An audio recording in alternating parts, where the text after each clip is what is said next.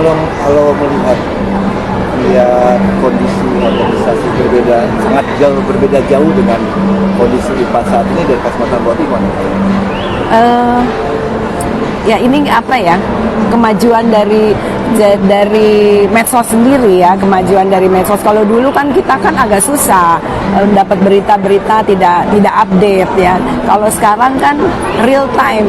Begitu mereka rapat di sana, di sini kita bisa mendengarkan, kita bisa langsung komen, langsung mengeluarkan pendapat, langsung bisa menilai, oh ini pendapatnya betul, ini pendapatnya nggak sesuai dengan saya gitu.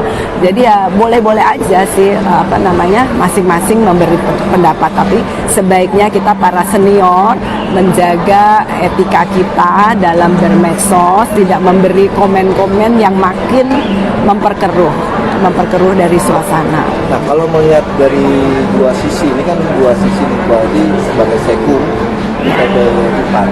Satu sisi Mbak Oti juga sebagai bakal calon ketua umum di INU.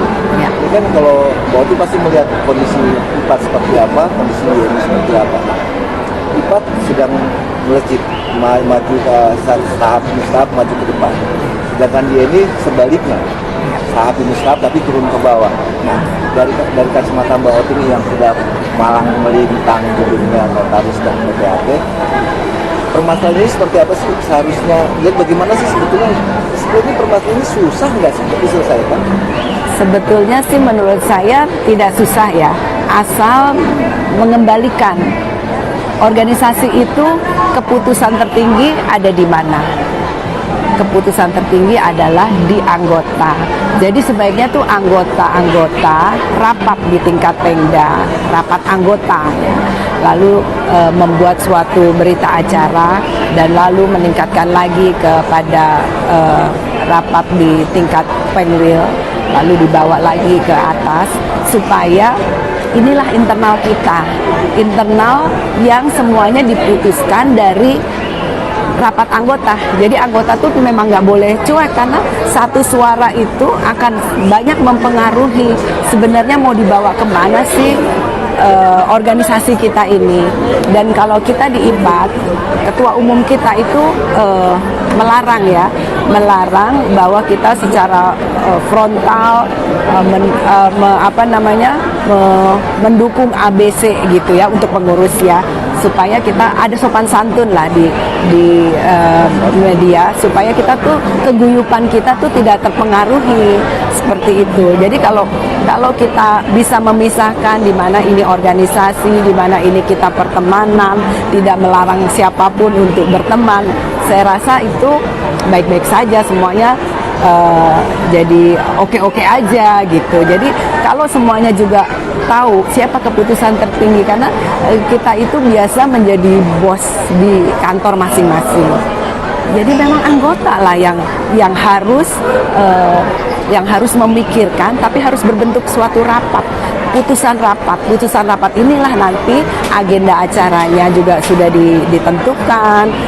Misalnya mau membuat KLB, lalu merubah anggaran dasar dan mempergunakan sistemnya seperti apa, yang mau diatur di dalam nanti kita pada waktu pemilihan itu di tingkat anggota dulu di bawah, yaitu di Pengda masing-masing. Kalau di Pengda sudah bisa menentukan, kita bawa lagi ke Pengwil. Jadi ketua Pengwil pun sudah membawa putusan-putusan ini yang bukan hanya keputusan personal, bukan hanya keputusannya, tapi keputusan dari anggota-anggota di wilayahnya.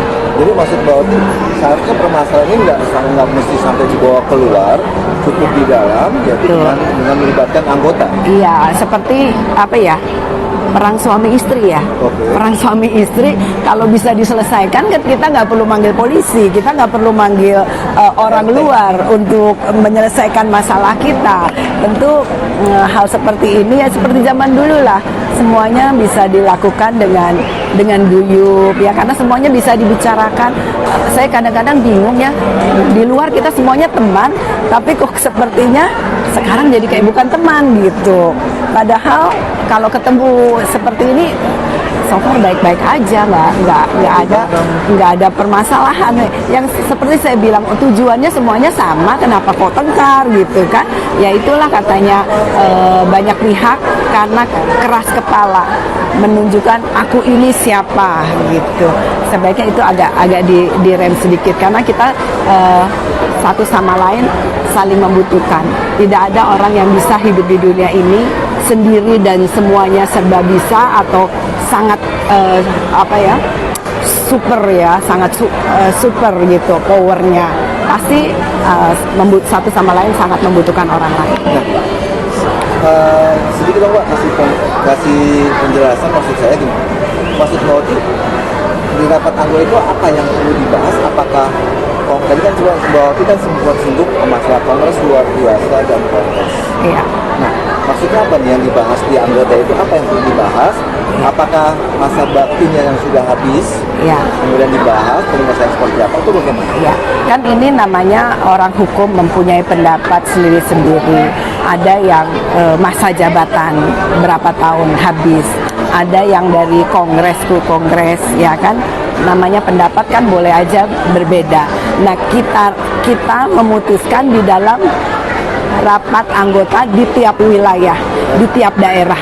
Di tiap daerah kita memutuskan sebenarnya kita maunya tuh yang seperti apa sih gitu, supaya enggak pertengkaran ini enggak terlalu jauh gitu. Tapi anggota tuh ternyata 33 provinsi itu sama semua, inginnya tuh baik semua gitu. Dan kalau saya suruh milih, makanya ada yang KLB, ada yang kongres, ya kita kembalikan lagi. Kalau KLB tentunya dari sekarang sudah satu bulan sebelumnya kan harus ada usulan, ya kan.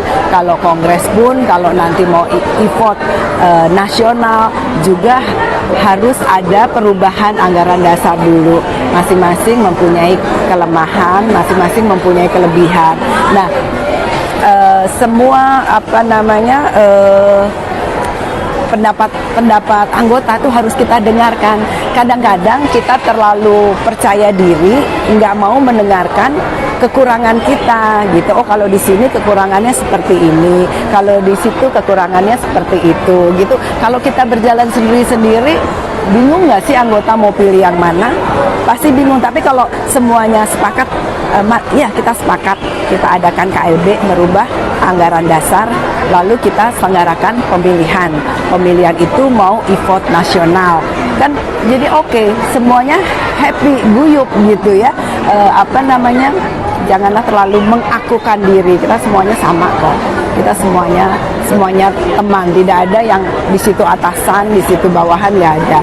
Itu hanya masalah birokrasi, ada satu tongkat komando tadi, tapi tidak ada yang satu bos, yang satu bawahan. Karena di organisasi harusnya seperti itu. Jangan ketua umum itu menjadi menekan anggotanya atau pengurus-pengurusnya, tidak mempunyai pendapat sendiri. Kita kan harus dengarkan, karena ini bukan perusahaan punya kita, karena ini adalah organisasi yang kita harus kelola secara bersama-sama. Berarti menurut Mbak Oti, permasalahan ini sebenarnya mudah diselesaikan jika dikembalikan ke anggota. Iya, karena ininya. Makin banyak masukan dari anggota, maka akan terlihat anggota maunya kemana.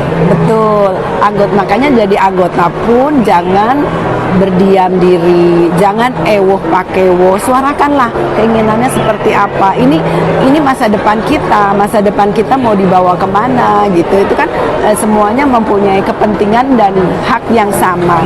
Tidak menjadi pengurus itu yang tidak mengurusi anggota, atau anggota itu terlalu otoriter, terlalu banyak minta haknya ya. Jadi sama-sama gitu, karena kita semuanya asalnya juga pengurus itu kan harusnya yang mengurusi anggota, ya kan?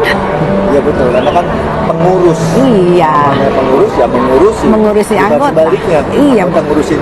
Betul, tidak ada atasan juga pengurus lalu anggotanya itu menjadi bawahannya, nggak ada seperti itu. Malah keputusan tertinggi itu ada di rapat anggota. Terima kasih Mbak Oti. Ada yang ingin sampaikan nggak sebelum saya tutup? Ya, tentunya saya berharap di bulan Juni akan berakhir, Juli sebentar lagi, Agustus juga sebentar lagi juga kita memasuki bulan-bulan politik. Saya meminta tahun politik semoga tidak terjadi kericuhan dan kita tidak perlu merepotkan orang lain. Kita bisa mengurus organisasi kita sendiri di tangan para anggota.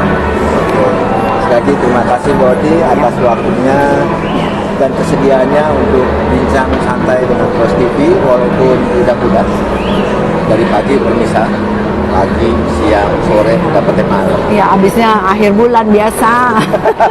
Sekali lagi terima kasih Mbak Odi. Oke, Grosebor demikian bincang santai dan singkat dengan Mbak Odi Hari Chandra Ubayani SHS dan Hukum, Notaris PPAD Jakarta Selatan yang juga salah satu sebagai bakal calon ketua umum BNI dan juga menjabat sebagai sekretaris umum Ikatan Pejabat Perempuan Angkatan. Sampai jumpa di liputan dan bincang santai Pros TV selanjutnya. Wassalamualaikum warahmatullahi wabarakatuh. Waalaikumsalam warahmatullahi wabarakatuh.